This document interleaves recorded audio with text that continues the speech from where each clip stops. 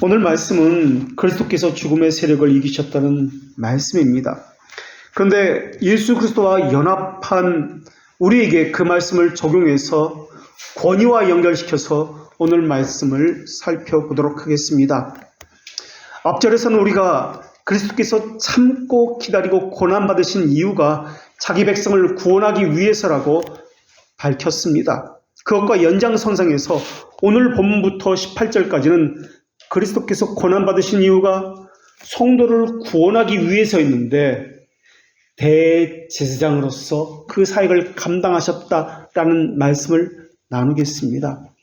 오늘 본문에 보면 히브리서 2장 14절에 자녀들은 혈과 육에 속한 사람이라는 말씀이 나옵니다. 속하였다라는 것은 함께 나누다, 함께 참여하다라는 뜻을 가졌습니다. 이것은 고전 헬라어 문헌에서는 함께 소유한다, 그것에 결합하다라는 뜻으로 쓰인 단어입니다. 하나님께서는 우리를 구원하기 위해서 하나님 스스로가 사람이 되는 방법을 택하셨습니다. 그것을 오늘 본문에서는 또한 같은 모양으로 혈과 육을 함께 지니셨다라고 말씀하고 있습니다. 그런데 혈과 육을 함께 지니셨다라는 말씀은 성찬론과도 연결이 됩니다. 그래서 이 본문을 가지고 성육신과 관련해서 말씀드릴 수도 있고, 성찬론은 물론이고 그리스도의 고난, 낮아지심에 대한 주제로도 말씀드릴 수도 있습니다. 그러나 낮아지심의 이유를 마귀를 멸하기 위해서라고 말씀하고 있기 때문에 왕적 제사장 사역과 관련해서 특별히 권위에 대해서 말씀드리려고 합니다. 예수 그리스도는 사망 세력을 잡은 마귀를 무력하게 하시려고 성육신 하셨습니다. 그러나 마귀를 멸하는 것은 성육신만으로 완전치 못합니다. 그리스도 대속의 죽음이 있어야만 합니다. 피 흘림이 없으면 죄의 사면이 있을 수 없기 때문에 그렇습니다. 오늘 본문에 세력을 잡은 자라고 번역된 이 단어는 주권을 손에 쥐고 있는 자라는 의미입니다. 그래서 주권을 손에 쥐고 있기 때문에 자기 마음대로 하는 자라는 뜻을 가진 단어입니다. 자기 마음대로 한다는 것입니다. 주권을 가졌기 때문에. 그러나 신자는 자기 마음대로 하는 자가 아닙니다. 철저하게 그리스도의 말씀에 매여 있는 자들, 결속되어 있는 자라는 것을 우리가 지난 시간에 배웠습니다. 왜 우리는 성경에 결속되었고 매여 있습니까? 왜 그분을 신뢰하는 것입니까? 왜냐하면 우리는 그분의 권위를 인정하고 신뢰하기 때문에 그렇습니다. 그리스도께서도 하나님의 권위에 자신의 모든 것을 철저히 복종시키셨습니다. 그래서 지지난주에 우리는 권위를 말하면서 이런 문제를 제기했습니다. 누가 우리에게 가라고 하는 것이지? 누가 우리에게 멈추라고 명령을 내리는 것이지? 우리는 그 길로 가기 위해서 누구의 명령을 받아야 하는 것이지? 교회는 목사의 지시를 하나님의 말씀으로 받아들여 무조건 복종해야 하는가? 아니면 목사의 설교나 지시를 단순한 권고 또는 참고사항으로 여겨야 하는 것인가? 교회 질서는 무엇을 위해서 있는 것이며 그 질서를 세우는 것은 누구인가? 그것은 어떤 사람의 견해나 사람의 합의에 의한 것인가? 아니면 하나님의 명령에 의한 것인가? 하는 것을 생각해 보자고 했습니다. 교회의 이러한 모든 것들은 성경에 종속된 교회 질서에 의해서여야 합니다. 교회 질서가 성경적으로 바르게 세워지지 않으면 의지하는 것도 신뢰하는 것도 각기 자기 소견에 옳은 대로 나타나고 그것을 따르게 되어 있습니다. 그런 것을 무지하다라고 합니다. 무지하다는 말은 모른다는 말이 아니라 자기를 살펴 고치려고 하지 않는 완고하고 강팍한 태도를 이야기합니다. 그런 의미에서 교회 질서는 민주주의가 아니라 철저히 성경에 종속된 일종의 군주체제와 같습니다. 그렇기 때문에 교회 질서 가운데 목사가 누구냐? 무엇을 하는 직무를 가졌는가? 교회는 어떤 존재이고 무엇을 해야 하는가? 라는 분명한 지식이 세워져 있지 아니하면 각자 소견에 옳은 대로 자기 생각대로 하게 되어 있습니다. 이러한 질서를 우리 신앙의 선배들은 교회 질서 또는 교회 치리소라고 했습니다. 그래서 신앙고백서를 만들기 이전에 예배에 대한 개념을 바르게 하기 위해서 성경적인 예배 질서를 먼저 만들었습니다. 그리고 성경적인 예배 질서를 세우기 이전에 먼저 유스 디비눔이라고 하는 교회 질서를 성경에 근거해서 가장 먼저 만들었던 것입니다. 이 유스 디비눔이라는 것은 하나님의 법, 신적 질서라고도 합니다. 이 신적인 질서에 의해서 움직이는 것이 교회입니다. 이것이 바르게 세워져 있어야만 죄를 바르게 할 수 있고 오류를 수정할 수 있습니다. 그런데 우리는 어떻습니까? 이 신적 질서에 대해서 배워본 적이 있으십니까? 거의 대부분의 사람은 들어본 적도 없다라고 이야기할 것입니다. 그저 몇 년간 교회 다니다가 자기 스스로 보고 듣고 경험한 것을 교회의 질서라고 생각하고 있습니다. 그러다 보니까 맹목적 순종 아니면 교회의 권위에 대해서 반감, 이것으로 나타나고 있습니다. 스코틀랜드는 1643년 엄숙동맹이라는 언약을 체결했습니다. 그 첫 항에서 엄숙동맹을 맺은 의의를 밝히고 있는데 그 첫 항은 이렇습니다. 우리는 우리 공동의 원수에 대항하고 스코틀랜드 교회에 담긴 개혁된 신앙을 보존하기 위해서 교회와 예배와 교회 정치에 있어서 이러한 하나님의 말씀을 지킬 것을 엄숙히 서약합니다. 라고 시작하는 동맹에 체결합니다. 그리고 이 동맹에 영국의 웨스트민스터 의회가 1643년 9월 25일 함께 스코틀랜드 교회와 협정을 맺습니다. 그러니까 잉글랜드 교회도 우리는 스코틀랜드와 함께 이 언약을 지킬 것입니다. 라는 동맹입니다. 나중에 영국은 이것을 버렸습니다. 그러나 스코틀랜드 교회와 스코틀랜드 교인들은 이것에 모두가 서명하고 이것은 목숨으로 우리가 지키겠습니다. 라고 저항을 했습니다. 그래서 영국에서 버린 웨스트민스터 표준문서, 신앙고백서와 정치, 예배모범, 대소교리 문답을 자신의 신앙고백과 정치체제로 굳게 믿었습니다. 이것이 우리 장로교회의 뿌리입니다. 하나님은 무질서하고 혼란스러운 고린도 교회를 향해서 모든 것을 품위 있게 하라고 말씀하셨습니다. 이 의미는 인격적인 방법으로 하라는 의미이기도 하지만은 신적인 법에 따라서 교회의 덕을 세우기 위해서 하라는 말씀입니다. 그래서 하나님은 혼란의 하나님이 아니라 질서의 하나님이며 일치와 화평의 하나님이라고 말씀하고 있습니다.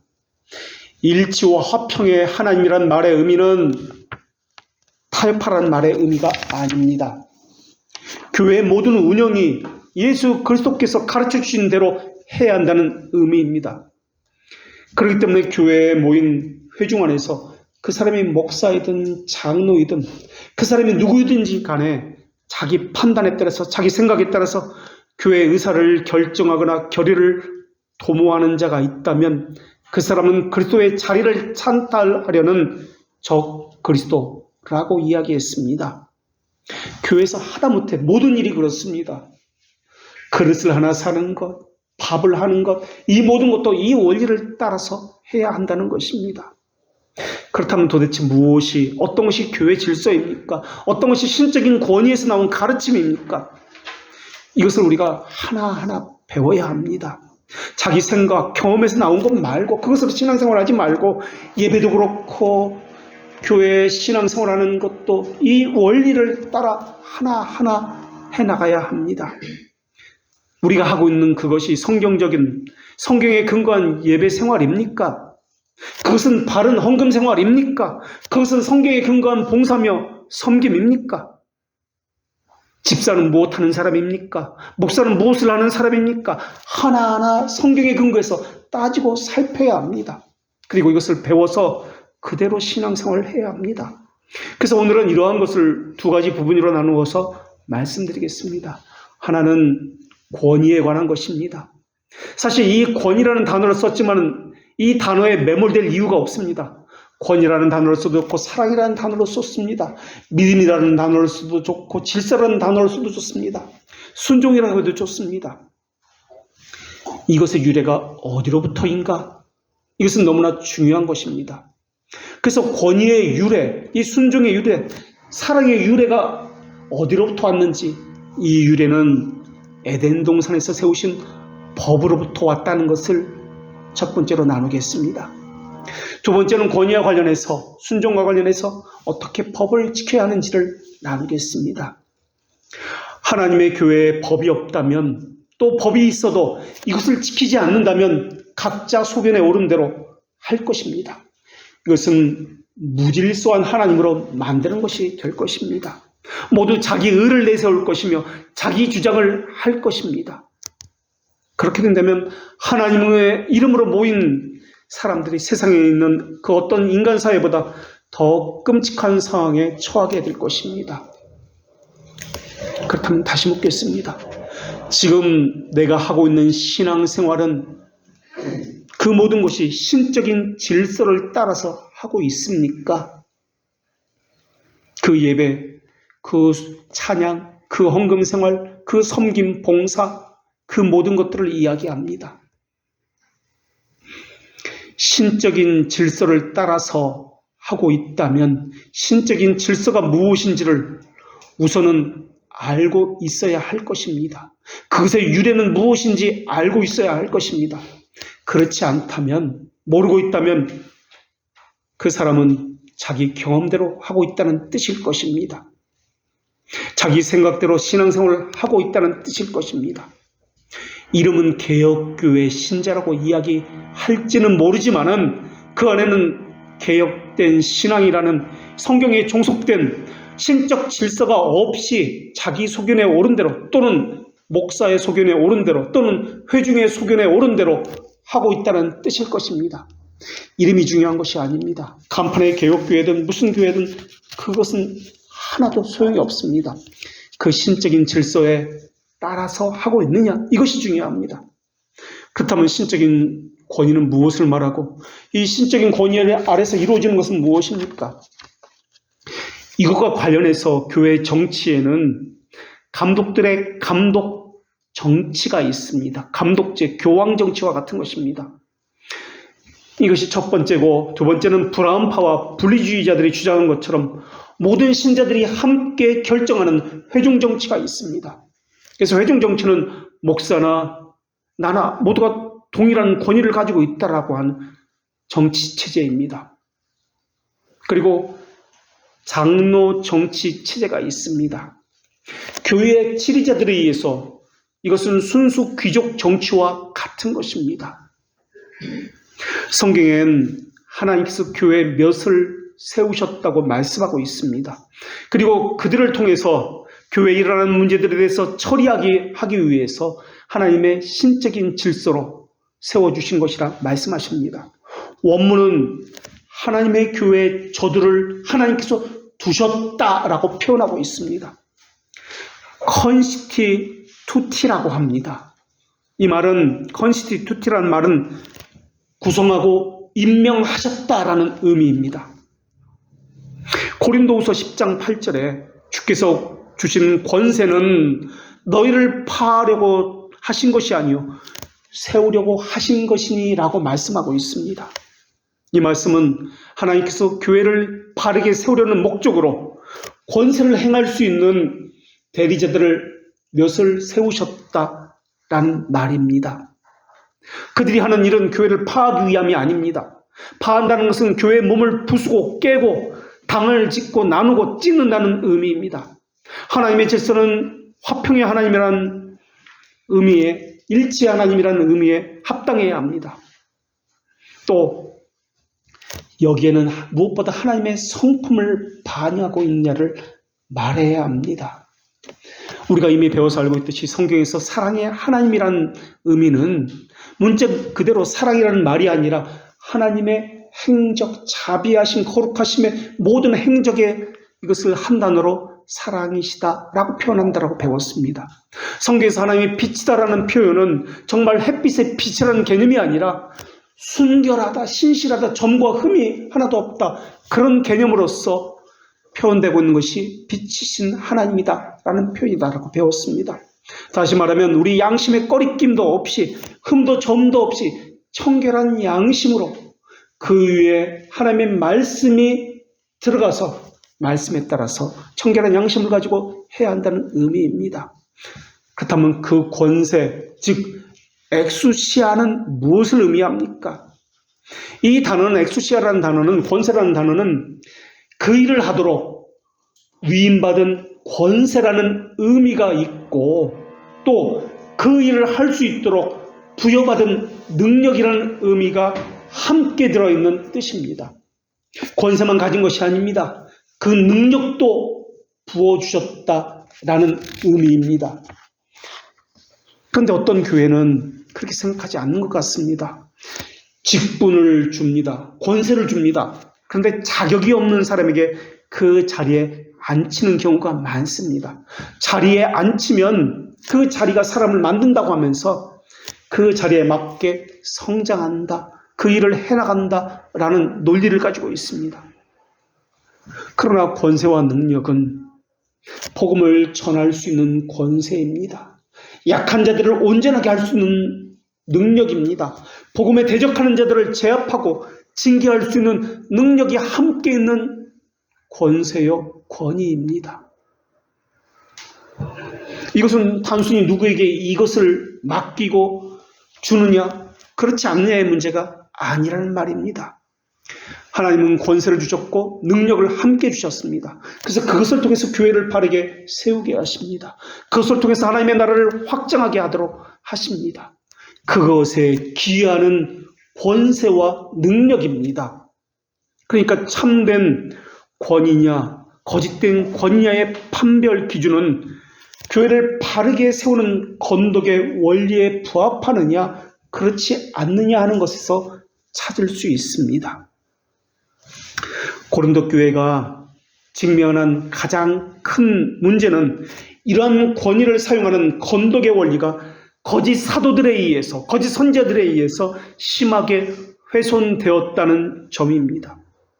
사실 이 문제는 우리의 문제, 한국교회의 문제입니다. 권위를 받은 자는 예수 그리스도의 역사적 정통성을 이어받은 사람입니다. 그들은 예수 그리스도를 온전히 증언하는 자여야 합니다. 그런 능력이 있는 자여야 합니다. 보호하는 직무를 행하는 사람입니다. 그런 능력이 있는 사람이어야 합니다. 그리고 그 모든 것은 하나님의 법과 신적 질서를 따라서 행해야 합니다.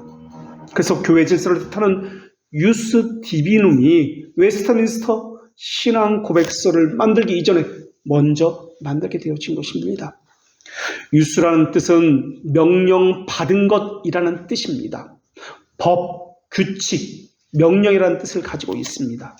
그리고 유스 디비눔에서 디비눔이라는 것은 라틴어인데 헬라어로 신적인 이라는 의미를 가지고 있습니다. 그러니까 이 디비눔이라는 단어는 하나님의 본질을 말할 때 사용하는 단어이기도 합니다. 어떤 신적인 하나님부터 부여받은 은사, 능력을 말하기도 하는 단어입니다.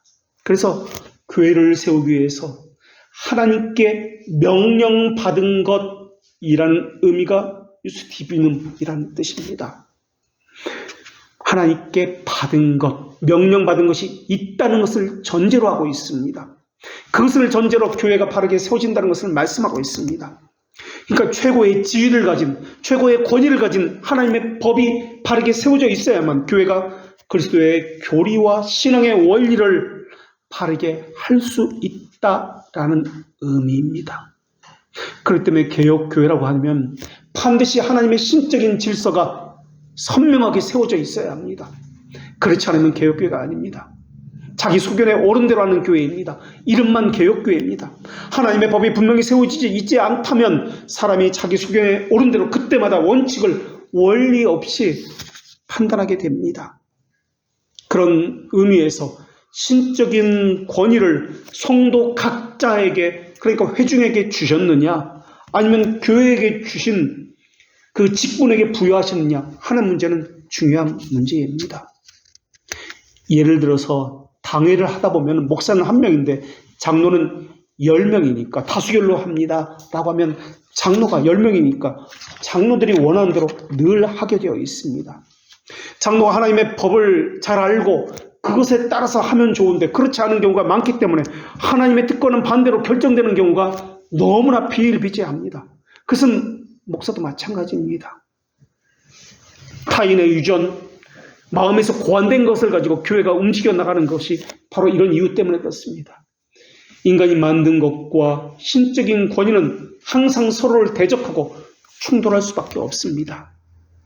그래서 교회는 선명하게 신적인 권위가 세워지고 이것을 인정해야만 합니다. 그리고 정당하게 이것이 이행되어야만 합니다.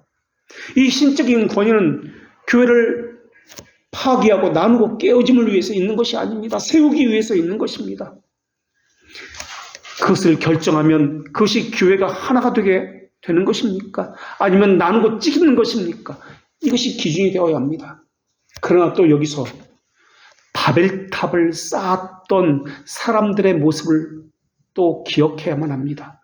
바벨탑을 쌓을 때 사람들의 의견은 하나가 되었습니다. 새벽부터 일어나서 하루 종일 열심히 바벨탑을 쌓고자 일을 했습니다. 모두가 격려하면서 섬겼습니다. 그래서 쌓아진 것이 바벨탑입니다. 바벨탑은 일치와 하나됨은 유지될 수 있지만은 하나님의 뜻과는 먼 것이었습니다. 그런 의미에서 바벨탑은 하나됨은 이룰지 모르지만 거룩함, 사도적이고 보편적인 교회를 깨는 것이었습니다. 그러니까 하나됨이라는 것은, 일치라는 것은 하나됨 홀로 존재하는 것이 아니다라는 것입니다. 거룩하고 사도적이며 보편적인 것과 함께 가는 것입니다. 이것이 교회의 모습입니다. 그래서 하나됨은 주 안에서의 하나됨이지 목적을 위한 하나됨이 아니라는 것입니다.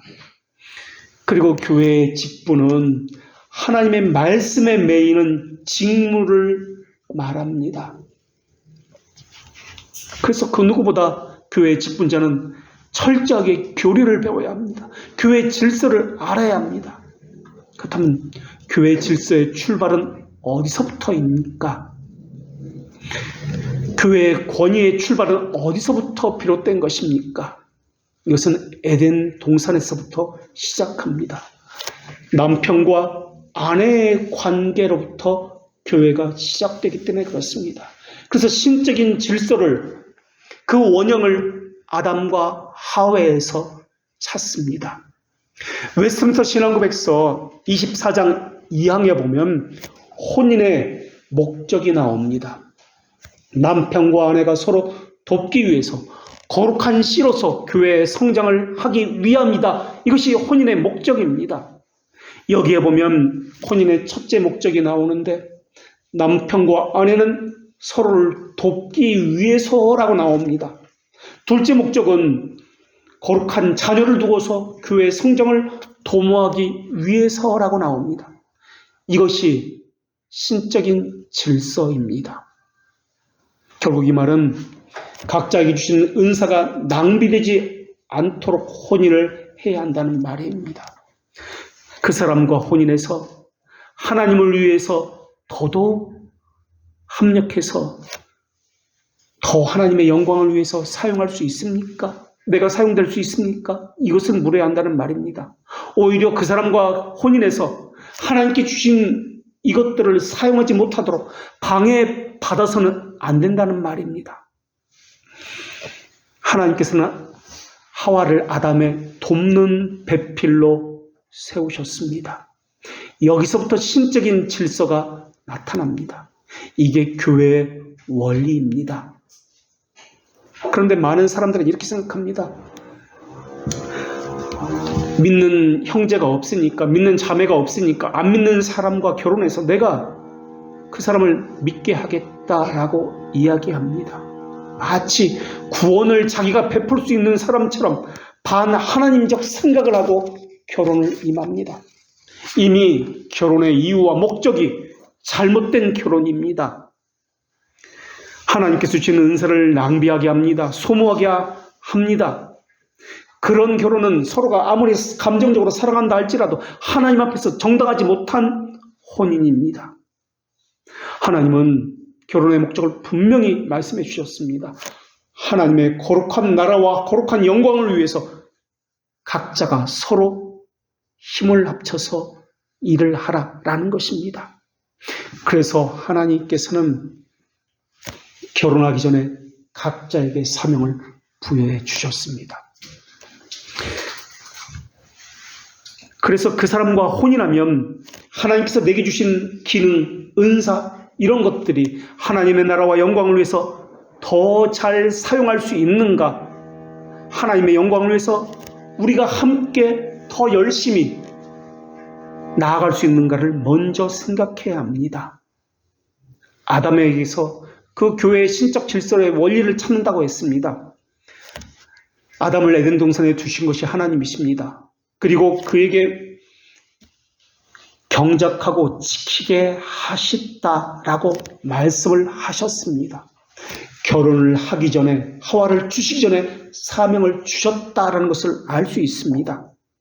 에덴 동산에 해야 하는 것은 하나님의 나라를 보존하는 것이었습니다. 하나님의 영광을 위해서 다스리는 것이었습니다.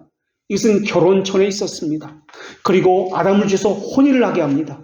그래서 하나님의 영광을 위해서 이 일을 함께 힘을 합쳐서 하도록 하신 것이 부부입니다. 그렇다면 목회자의 아내는 교회에서 밥하고 설거지하는 것도 좋지만 그것이 아니라 목사를 도와서 함께 목양하고 영적인 부분을 담당하라는 의미입니다. 그것이 우선입니다. 다른 일로 마음을 빼앗겨서는 안 됩니다. 목사도 마찬가지입니다. 먹고 마시는 일로 마음의 염려를 하게 된다면, 마음을 빼앗긴다면 고스란히 이러한 것이 교인들에게 악영향으로 돌아갑니다. 그래서 하나님의 부르심에도 어긋납니다. 그런 의미에서 우리는 정상적인 교회가 아닙니다. 언젠가도 한번 말씀드렸지만 교회 재정의 첫 번째 사용처는 목회자가 다른 일에 마음을 빼앗기지 않도록, 염려하지 않도록 행정적이며 물질적이며 전반적으로 책임을 지는 것이 교회가 해야 하는 첫 번째 재정 사용의 이유입니다. 목적입니다. 그것이 되지 않으면 교회의 기본적인 질서고 토굴을 세우는 것이 다 무너질 수밖에 없습니다. 교회는 모두가 함께 십자가를 함께 지는 것입니다. 그래서 우리 모두가 함께라는 개념을 가지고 있습니다. 목사나 어느 개인에게만 혼자 십자가를 지고 가라고 하는 것은 잘못된 일입니다. 그것은 교회라는 개념에도 어긋납니다. 우리 교회는 집사가 없습니다. 집사가 하는 일은 교회 전체 살림, 행정을 도맡아서 하는 사람입니다. 교회 전반에 관한 살림, 그것에 필요한 것에 전적으로 책임을 지는 사람입니다. 집사는 교회의 재정이 부족하면 교인들에게 말하고 격려해서 필요를 요구한다든지 아니면 자기 것으로 채워낸다든지 해서 교회 전반적인 재정을 책임지는 사람입니다. 그것을 하라고 집사에게 재정을 맡기는 것입니다. 그러니까 재정 담당을 하는 집사는 단지 숫자 계산을 잘하는 사람이 아니다라는 말입니다. 교회를 아울러야 합니다. 교회를 살피는 일을 해야 합니다. 행정적으로, 어떤 시설적인 면에서. 그래서 성도들을 권면하고 오류를 수정하고 재정과 관련된 모든 전반적인 일을 하는 사람이 재정을 담당하는 집사입니다. 그런 의미에서 우리는 그런 일을 할 수가 없습니다. 그래서 목사가 그 재정 부분까지 책임을 지고 있습니다. 형편이 이렇다 보니 어쩔 수 없는 부분도 있지만 이것은 분명히 무언가 잘못된 부분입니다. 우리는 앞으로 집사도 세워야 될 것이고 장로도 세워야 하는데 자기가 무슨 일을 하는 사람인지 분명히 알고 세움을 받아야 합니다. 그리고 능력이 있는 사람이어야 합니다. 초대교회는 직분자를 세울 때 남편을 세웠습니다. 그 이유는 성경의 원리와 동일합니다. 아내는 돕는 배필이기 때문에 그 남편이 집사 직분을 받고 장로 직분을 받으면 남편과 함께 그 일을 하게 하기 위해서입니다. 이것이 신적인 질서입니다. 나는 집사 직분을 못 받았는데 서운하다. 그런 게 아니라 남편을 도와서 그 직무를 돕는 배필로 함께 잘 수행하라는 의미에서입니다. 그래서 목사 안수직도 목사 혼자 받는 것이 아니라 아내와 함께 합니다. 무엇보다 남편에게 주신 하나님의 그 거룩한 사명을 아내도 함께 공감하라, 함께 이루어라, 더 확신을 견고하게 하기 위해서입니다. 불안하고 희미하던 것을 더 분명하게 하라, 연약하던 것을 더 강하게 하라, 같이 끌고 나가기 위해서 주 안에서 연합이라는 언약을 주신 것이 결혼의 원리입니다. 이 언약은, 이 결혼의 원리는 교회의 원리와도 동일합니다. 성례와 마찬가지로 사람들은 겉모습과 단면적인 것을 보는데 혼인은 언약입니다. 그 안에 숨겨진 언약을 찾아야 혼인할 수 있습니다. 이것이 하나님의 하와를 만드신 부부와 결혼제도를 두신 원리요 목적입니다. 사랑하니까 나는 저 사람과 혼인해야겠다. 저 사람과 결혼하면 행복해질 것이다. 편안하게 잘 살 수 있을 것이다. 그것이 아닙니다.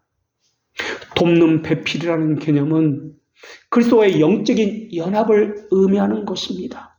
이것이 교회의 모형이고 이것이 기초 단위입니다. 이것이 신적 질서의 시작입니다. 기독교 강요 사관에서도 언급하고 있지만 교회 건물 유지보다 중요한 것은 목사 생계를 책임지는 것이 우선입니다. 목사 혼자 그것을 감당해야지 하고 어떤 이유로든 모른 척하고 내버려둔다면 또는 그것을 하지 못하고 있다면 그것은 교회에서 가장 덕스럽지 못한 일입니다. 우리는 아직 재정이 부족해서 안 돼. 그것을 생각하지 말고 우선은 자기 자신이 해야 할 의무가 무엇인지를 생각해야 합니다. 그리고 교회가 바르게 세워지는 데 있어서 가장 기초적인 것을 하지 못하고 있다면 늘 부채의식을 가지고 있어야 합니다. 그래서 신적 질서와 신적인 권위는 혼인의 관계, 언약의 관계와도 동일합니다. 상대의 개성을 빛나게 해주고 살려주는 것이 결혼이 아닙니다. 남편이 그리스도적인 머리를 하는 것을 이야기합니다. 그리고 아내는 그 머리와 권위에 순종을 해야 합니다. 그것은 남편도 마찬가지입니다. 에베소서 5장 22절에 하나님이 이렇게 말씀하시는데 아내들이여 자기 남편에게 복종하기를 주께 하듯 하라. 이는 남편이 아내의 머리됨이 그리스도께서 교회의 머리됨과 같으니라 라고 말씀합니다. 교회와 가정을 권위를, 교회의 권위와 가정의 권위를, 남편의 권위를 동일하게 말씀하십니다. 머리라는 말의 의미는 지난번에도 말씀드렸지만 권위라는 의미입니다. 그 권위 앞에서 모두가 순종해야 하고 무릎을 꿇어야 한다는 의미입니다. 남편 자체가 권위라는 말의 의미가 아니라 하나님께서 위임하신 권위라는 뜻입니다. 남편과 아내가 둘이 함께 의존해 나가야 되지만은 지휘권은 항상 남편에게 있습니다. 이것은 교회에서도 마찬가지입니다. 하나님이 세우신 질서에 따라 목회자는 장로와 함께 의논해 가야 하지만은 그 최종적인 지휘권은 목회자에게 있습니다. 이것은 구태의연한 생각이 아니라 영국 불변하는 진리입니다. 이것은 북의 사화이다, 여권 신장이다, 누가 높고 낮은 그런 개념을 말하는 것이 아닙니다. 남편은 머리의 역할을 하고 아내는 심장의 역할을 한다는 것을 의미합니다. 각기 역할이 다르다는 것을 의미합니다. 죄에 대해서 징계하고 수정하는 것은 부모가 하는 일입니다. 교회에서도 마찬가지입니다. 잘못된 것을 수정하고 오류는 붙잡아줘야 합니다. 우리의 적은 눈에 보이는 적보다도 하나님의 말씀에 불순종하고 그것을 따르지 않는 모든 것을 우리의 적이라고 여기고 있습니다. 그래서 눈에 보이는 적보다 보이지 않는 적이 더 무섭습니다. 죄라고 할 때 적극적인 죄는 자기의 죄라고 이야기합니다. 소극적인 죄를 부자기의 죄라고 우리가 이미 배워서 알고 있습니다. 그래서 우리는 선악과를 따먹지 말라 금지 명령을 범하지 않으면, 그만한 것을 범하지 않으면 된다라고 생각하고 있습니다. 그런데 부자기의 죄를 범하는 것이 더 큰 죄라는 것을 기억하셔야 합니다. 해야 할 것을 하지 않는 죄, 이것은 우리는 늘 망각하고 있습니다. 신자로서의 의무를 다하는 것, 경건의 의무, 교회 질서를 따르는 것, 거룩을 위해서 묵상하는 것, 교회 훈련과 관련되어서 거룩하게 하는 모든 의무를 지키는 것. 그런데 우리는 하지 않아도 된다, 대수롭지 않게 여깁니다. 이것이 더 큰 죄입니다. 어기는 것보다 더 큰 것, 하지 않는 것입니다. 여호와의 하나님의 거룩하신 법에 도달하면 의입니다. 도달하지 못하면 죄입니다. 하나님의 명령에 이르지 못하는 것은 부족이요, 그저 부족이 아니라 결핍이고 죄입니다. 그래서 범하는 죄를 영어로 커미션의 죄라고 하고, 행해야 할 것을 하지 않는 죄를 오미션의 죄라고 이야기합니다. 사람들은 하지 말아야 할 것을 하는 것을 더 큰 죄라고 조심히 살핍니다. 그런데 문제는 바로 이 해야 할 것을 하지 않는 것, 바로 이것입니다. 그냥 무심코 지나갑니다. 하지 않아도 되지. 마땅히 성도로서 해야 할 것이 있습니다. 그것을 알든 모르든 생략하고 하지 않는 것, 이것은 엄청난 죄입니다. 교회에 그것을 알려주라고, 바르게 잡아주라고 하나님께서 사역자를 두신 것입니다. 그리고 목회자에게는 돕는 배필을 주셔서 그것을 함께 감당하라고 하신 것입니다. 이것이 성경적인 원리입니다. 목회자는 가르치고 책망하고 수정하는 머리의 역할을 한다면, 목회자의 아내는 심정의 역할을 하면서 다독이고 품어주는 역할을 합니다. 이것은 서로 다른 것이 아니라 서로 같은 일을 하는 것입니다. 하나님의 속성 가운데 정의가 있다면 다른 측면에서는 사랑이 있고 자비가 있습니다. 이것은 모순되고 충돌되는 것이 아니라 같은 것을 다른 측면에서 바라본 것입니다. 그렇지 않고 너나 나나 똑같은 인간인데 네가 뭔데 나한테 명령이야. 목사가 뭐야. 목사가 왜 이래라 저래래. 그러면 가정도 무너지고 교회도 무너집니다. 이것은 신적인 질서를 무시하겠다는 말입니다. 하나님은 신적인 권위를 그 사람에게 준 것이 아니라 그 직분에게 주신 것입니다. 그 직무에게 주신 것입니다. 그것이 교회의 질서입니다. 그래서 사람을 따르는 것이 아니라 하나님이 부여하신 그 직분, 그들이 하는 직무에 순종하는 것입니다. 죽은 자와 산 자의 주가 되시는 주님께서 그 사람을 사역자로 직분을 부여하셔서 교회에 세우신 것입니다. 혼이라는 것은 하나님께서 만드신 가장 기초적인 제도입니다. 이 언약이 교회에 그대로 들어왔습니다. 그래서 남편과 아내가 한 몸을 이루어서 하나님의 거룩한 영광을 위해서 이를 감당하게 하신 것처럼 목사와 신자들이, 직분자와 우리 회중들이 함께 한 몸을 이루어서 그 일을 감당하게 하신 것입니다. 하나님은 결혼 후에 두 부부가 이제 새로운 시작을 했으니까 새로운 사명을 주겠다 하신 것이 아닙니다. 혼인 전에 각자에게 모두 사명을 주셨습니다. 그 일을 감당할 수 있게 벌써 결혼도 하기 전에 은사와 부르심을 부여해 주신 것입니다. 남편이 이러이러한 그리스도적인 사명을 수행하는데 아내가 그 사명에 대해서 공감을 가지고 하나님께로부터 그렇다, 저 남자가 가진 것이 내게도 주신, 하나님께서 주신 사명이다, 확신을 가질 때 그 두 사람은 결혼해야 합니다. 이것이 없이 결혼하면 잘못된 결혼입니다. 부부란 이렇게 함께 부르심을 받아서 함께 가는 겁니다. 교회 역시 마찬가지입니다. 연합된 부부로서 우리가 한 부르심 안에서 함께 가는 것입니다. 이러한 척도를 버리고 자기 행복, 애정과 같은 자기 감정의 표준을 두고 상대를 구하면 잘못된 길로 나아가서 찢어지거나 깨어지고 고통받는 삶을 살게 되어 있습니다. 이혼의 이유도 그렇습니다. 자기 보기에 좋은 대로 결혼하고 자기 보기에 좋은 대로 신앙생활합니다. 어떤 표준이나 기준, 이유가 없습니다. 이것이 하나님의 교회를 깨트리고 반성경적인 사람의 모습입니다. 그런 사람은 지금은 아무것도 하지 않아도 언젠가는 문제를 일으키고 교회를 깨트릴 가능성이 있는 사람입니다. 남편은 아내에게 하나님의 말씀에 대해서 바른 사상과 바른 해명을 줄 수 있는 사람이어야 합니다.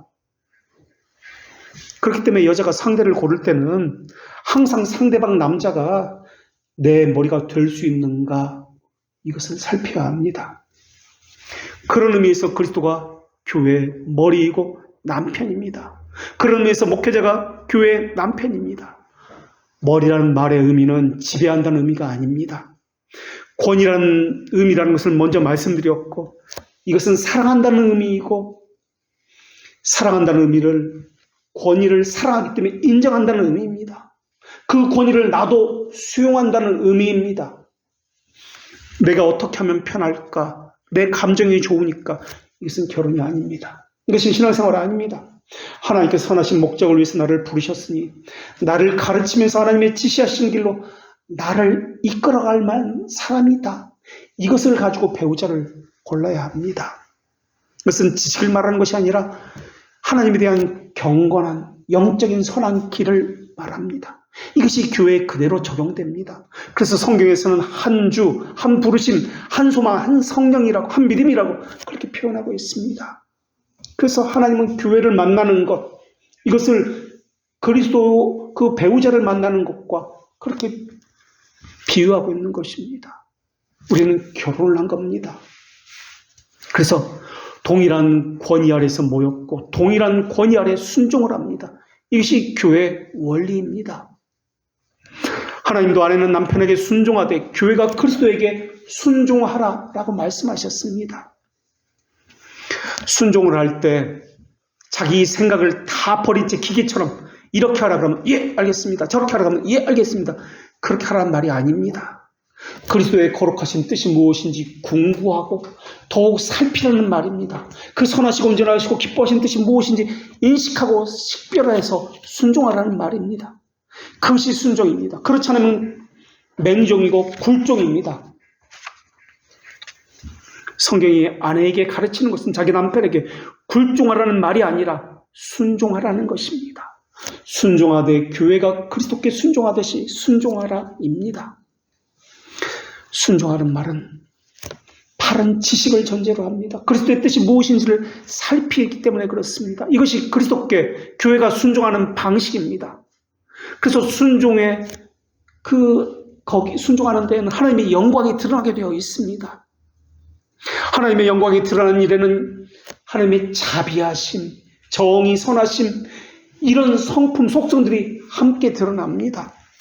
그렇기 때문에 교회는 그분에 대해서 배우는 것에 최선의 힘을 다해야 합니다. 그런 의미에서 양육이 없는 교회는 교회가 아닙니다. 교회의 존재 이유는 하나님의 뜻에 대해서 바르게 알고 순종하고자 하는 그 양육에 있습니다. 양육의 목적은 죄를 제거하고 거룩하고 성결하게 하기 위해서입니다. 그런데 어떤 교회는 강권에서 내 집을 채우라라는 말만 하지 어떻게 양육하고 훈련하겠다는 말은 하지 않습니다. 어떤 사람은 제자 훈련을 말을 하는데, 그래서 양육은 말을 하는데 그것이 말하고자 하는 거룩은 전혀 없습니다. 양육은 해산의 고통과 같습니다. 아픔, 고통, 눈물, 애정, 수많은 안타까움, 감정, 이것이 사랑 안에 함께 붙어 있습니다. 이것이 목회입니다. 한 사람이 안 나오면 왜 안 나왔을까? 염려를 합니다. 지난 시간에 살펴본 대로 볼지어다 나와 및 하나님께서 내게 주신 자녀라. 그리고 오늘 본문에 자녀들은 혈과 육에 속했으며 라는 말씀은 그 말 한마디 하기까지 얼마나 오랜 시간을 기다려야 하는지 모릅니다. 고통과 눈물과 소름과 감사와 기쁨과 행복과 간절함이 그 안에 다 포함되어서 나온 말입니다. 내 자녀는 혈과 육에 속한 자녀라. 얼마나 오류와 넘어짐과 불순종이 그 안에 들어있는 단어인지 모릅니다. 다른 감정적인 표현이 있다면 그것을 가져 넣어도 좋습니다. 그게 교회가 목양입니다. 권위는 거기서 나오는 것입니다. 하나님의 성품이 반영된 권위입니다. 권위라고 해서 정의만 있는 것이 아닙니다. 권위 안에는 거룩도 있고 지혜도 있고 공의와 자비, 사랑, 인내, 그 모든 것들이 다 들어가 있습니다. 온유도 있습니다. 그래서 이것을 드러내고자 할 때 아담 원죄사는 절대 이것을 드러낼 수가 없습니다. 그것이 하나님의 영광입니다. 하나님께서 아담에게 하와를 주신 것은, 아내를 주신 것은 아담의 사명이 혼자 감당하기에 너무 벅차서 일이 많아서 하와를 주신 것 아닙니다. 하와를 아담의 보조자로 주신 것도 아닙니다. 둘이 함께 하나님의 영광을 이루도록 하기 위해서 돕는 배필을 주셨습니다. 왜 돕는 배필을 하나님의 영광을 위해서 주셨습니까? 하나님의 속성 가운데는 정의, 자비, 사랑과 같은 성품들이 있습니다. 이것을 혼자서 자비를 베푼다, 사랑을 베푼다, 정의를 실행한다, 있을 수가 없습니다. 도저히 혼자서 나타낼 수 없는 성품입니다. 그래서 삼위 존재하는 서로가 사랑한 것 같이 교회도 가정도 서로 사랑하다, 정의를, 자비를, 이런 것들을 나타내라고 아내를 주셨고 교회를 주신 것입니다. 이런 것들은 혼자 드러낼 수 있는 것이 아니기 때문에 그렇습니다. 관계 속에서 나타나는 것이 의고 공정함이기 때문에 그렇습니다. 그래서 하나님의 형상은 바른 지식과 거룩과 의로움인데, 이런 것은 모두 관계를 의미합니다. 결국 사람의 존재 이유를 말하는 것이나 하나님의 영광을 나타내기 위해서는 반드시 혼인 관계가 필요했다는 말입니다. 그래서 결혼은 하나님의 명령입니다. 어떤 사람은 신자인데도 혼자 살겠다고 이야기합니다. 이것은 하나님의 명령을 대적하는 자의 모습입니다. 신자가 어떤 존재인지 모른다는 의미입니다. 신적인 질서에 불순종하겠다는 말입니다. 교회도 마찬가지입니다. 혼자 신앙생활하는 것, 혼자 하나님의 영광을 드러내는 것 없습니다. 혼자 하나님의 형상을 나타내는 것 없습니다. 그건 미사입니다. 예배가 아닙니다. 교회 안에서 지체들 가운데 서로 관계 속에서 우리가 함께 하나님의 영광을 드러내야 합니다. 사람이 독촉하는 것이 이룰 수 없는 것처럼 언약의 관계듯이 교회도 마찬가지입니다. 목사 한 사람만 잘한다고 되는 것 아닙니다. 한두 사람만 바르게 하면 되는 것 아닙니다. 나 혼자 하나님 만나서 신앙생활 잘해야겠다, 이런 거 없습니다. 애초에 하나님은 사람을 그렇게 만들지 않으셨습니다. 사랑과 진리를 서로가 서로에게 나누면서, 하나님이 어떤 분인지 서로가 서로에게 나누면서, 권면하고 위로하고 서로가 오류를 수정하면서 하나님의 도덕적인 성품을 닮아가고 성도의 교제를 통해서 바른 교회가 세워지게 하신 것입니다. 그렇기 때문에 나만 살피는 것이 아니라 나를 살피고 동시에 다른 사람도 함께 살펴야 합니다. 그래서 우리가 함께 바르게 하나님의 말씀에 결합해서 나가야 합니다. 우리가 함께 죄와 마귀에 대해서 싸워야 합니다. 왜 우리가 죄와 마귀에 대해서 대항해 싸웁니까? 왜 마귀를 멸해야 하는 것입니까? 그들의 권세를 우리는 인정하지 않기 때문에 그렇습니다. 우리는 유일하게 예수 그리스도의 권위를 인정하는 사람이기 때문에 그렇습니다. 그래서 사도 요한은 요한일서 3장 8절에서 하나님의 말씀을 이렇게 전합니다. 그리스도께서 오신 목적을 말씀하시는데, 마귀의 일을 멸하러 하심이라. 오늘 본문의 말씀을 뒷받침해주고 있습니다. 이 말은 그리스도에게 접붙여진 우리가 함께 서로를 돌보아서 하나님의 말씀의 권위에 순종하며 하나님의 말씀에 반하는 죄를 우리 안에서 제거해내야 한다는 것입니다. 불결함과 더러움의 누룩을 우리 안에서 제거해내야 한다는 것입니다. 그래서 관계를 계속해서 넓혀가면서 그 관계 속에서 더러움의 누룩을 제거해내야 한다는 것입니다. 마귀를 멸하시려 할 때, 오늘 본문에서 없이 하신다는 이 단어는 전혀 힘을 발휘하지 못하게 한다는 의미의 단어입니다.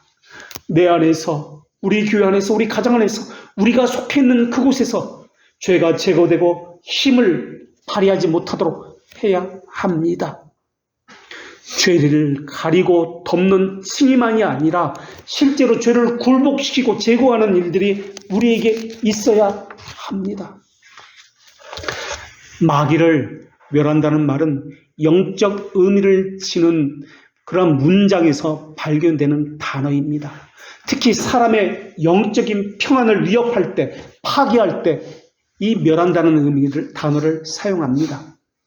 십자가와 예수 그리스도의 재림을 통해서도 행하시는 것을 이 멸한다는 단어를 표현해서 사용하고 있습니다. 그래서 고린도전서 14장 24절에서는 이 단어가 이렇게 사용되었습니다. 그 후에는 마지막이니 그가 모든 통치와 모든 권세와 능력을 멸하시고 나라를 아버지 하나님께 바칠 때라고 합니다.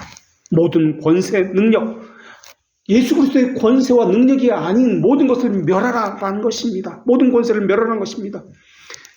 우리가 그렇게 해서 하나님께 드려지는 산 제물이 된다라는 것입니다. 그래서 신자는 선한 양심을 보존하려고 하는 간절하고 진지한 열망이 일어나게 되어 있습니다. 거룩을 향한 열망이 일어나게 되어 있습니다. 그래서 회중들이, 그 교회가 모두가 하나님의 성품을 닮아가고 그 성품을 사모하는 일들을 향해서 열렬하게 나아가게 되어 있습니다. 이 진지한 열망, 거룩에 대한 간절한 열망은 참된 회개의 두 요소 가운데 영 살리기를 이야기합니다. 우리 안에서 영 살리기에 그 간절한 갈망이 내 자신을 태우고 우리 모두를 태워서 우리가 산제물로 하나님께 드리신다면 이것이 참된 교회요, 바른 교회의 모습입니다. 그런데 우리가 언제까지 나는 하나님께 원수입니다, 저는 완고한 심정을 가졌습니다, 순종하기를 싫어합니다, 나는 이것도 못했고 저것도 못했습니다, 내 죄와 허물을 인해서 하나님을 깊이 괴롭혔습니다, 그런 말만 하겠습니까? 우리가 화해의 방편을 경멸한 것도 사실입니다. 하나님의 자비하심을 거절한 것도 사실입니다. 그러나 이제는 죄를 죽이는 일, 마귀를 멸하는 일을 해야 하는 것 아닙니까? 기쁨과 찬송, 감사가 충만한 사람이 이제는 되어야 하는 것 아닙니까? 불이 꺼지고 은혜가 사라진 예배당이 아니라 눈멀고 게으르고 은혜의 방편을 무시하는 게으르고 소극적인 죄를, 그러나 큰 죄를 무시하는 사람들이 아니라 그러한 무지에서 벗어나서 새로운 신적 마음으로 차고 넘치서 서로가 서로에게 평안과 감사를 빌어주고 기쁨을 전해주는 그런 사람, 그런 교회가 되어야 하는 것 아닙니까? 우리의 평안을 깨는 모든 대적들, 사상들을 힘을 다해 물리쳐야 되는 것 아닙니까? 우리는 그렇게 해서 천국에 들어가기에 합당한 사람으로 빚어져야 합니다. 그럴 때는 우리 안에는 작은 죄라도, 무심코 행하는 그 죄라도 민감하게 반응해야 합니다. 그리고 주님의 영광을 사모하는 사람들이 이 교회에 차고 넘치도록 그것을 위해서, 한국교회를 위해서 또한 기도해야 합니다. 자신을 정결하게 하는 것, 교회에서 죄라는 누룩을 제거하는 것, 이것은 왕적 제사장의 역할을 한다는 의미입니다. 누룩이 상징하는 것은 죄를 상징합니다. 곰팡이를 이야기합니다. 쉽게 번져나갑니다. 겨울철에 특히 환경만 조성되면 이것은 너무나 쉽게 곰팡이가 번져나갑니다. 그래서 하나님은 1년에 한 번씩 집안에 있는 모든 가구며 집 구석구석 곰팡이를 제거해내라고 명령하셨습니다. 물로 씻거나 불로 태우라고 말씀하셨습니다. 물로 씻거나 불로 태울 수 없는 것은 집 밖으로 내어버리라고 말씀하셨습니다. 이것은 교회에서도 마찬가지입니다. 선한 일보다 악한 일, 해야 할 일을 하지 않는 이 부자기의 죄를 쉽게 순식간에 온 교회를, 온 집을 번져나가게 합니다. 조금만 방치하면, 게으르게 하면, 그냥 무관심하면, 귀찮다고 내버려두면 겨울철 곰팡이가 번식하듯이 순식간에 우리를 번져나가게 되어 있습니다. 마귀는 항상 이것을 하는 자들입니다.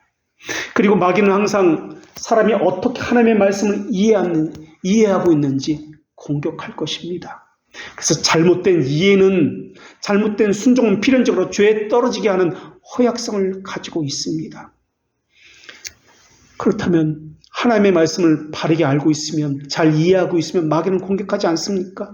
아닙니다. 그때도 마귀는 공격합니다. 마귀는 예수님이 가지고 있는 지식에 대해서도 공격을 할 정도였습니다. 심지어 마귀는 하나님의 말씀을 가지고 공격했습니다. 말씀을 가지고 사용을 하지만은 다른 한쪽으로 몰고 가서 교묘히 왜곡하고 편협하게 만듭니다. 부분적이고 일적이게 만듭니다. 이것이 마귀가 하는 일입니다. 그것은 하나님의 영광을 위해서, 나타나기 위해서 주신 것 아니냐. 그러니까 지금이야말로 하나님의 영광을 나타날 때야. 여기서 한번 뛰어내려봐. 사람들이 다 보고 있잖아. 성전 꼭대기에서 뛰어내리면, 그래서 무사하게 뛰어내린다면 하나님의 영광을 보고 모두가 하나님을 믿고 경배할 것이다.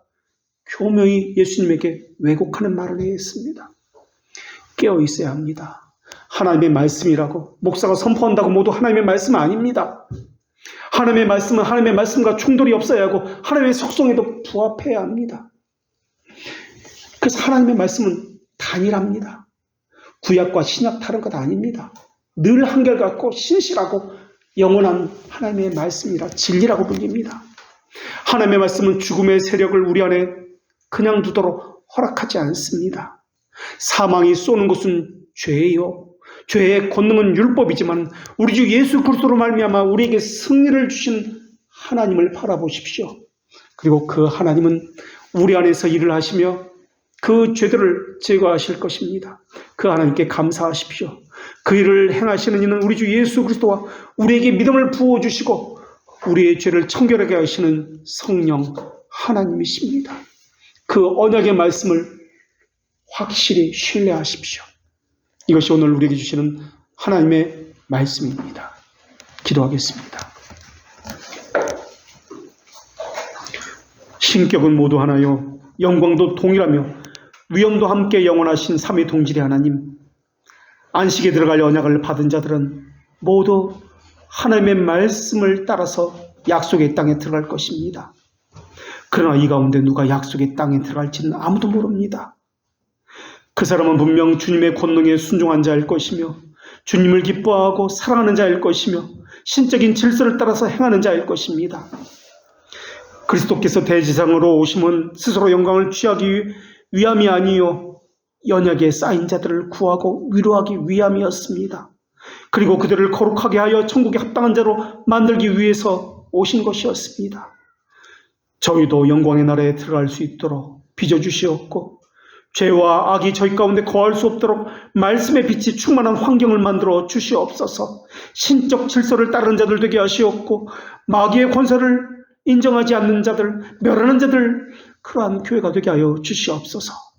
성부의 본질에서 나신 분이시며 인간으로서는 그 어머니의 본질로부터 나신 예수 그리스도의 이름으로 기도합니다. 아멘.